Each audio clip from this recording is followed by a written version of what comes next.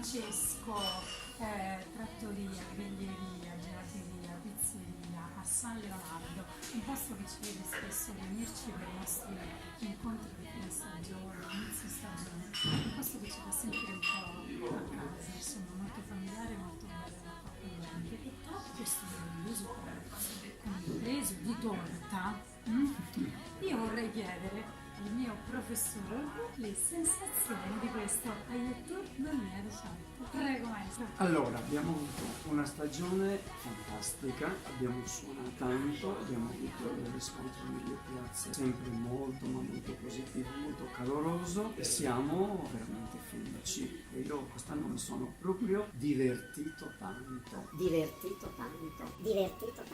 cosa, che noi siamo assieme dal 2001, pensare che tu dopo tanti anni ti diverti ancora facendo questo mestiere della musica, alla fine è diventato una passione. È una passione. Il mestiere è una cosa, cioè, per me veramente mi riempie d'orgoglio, per me è una cosa straordinaria. A me dà una botta di vita, io che sono vecchietto, il fatto di stare in mezzo ai giovani mi mantiene giovane e quello è importante.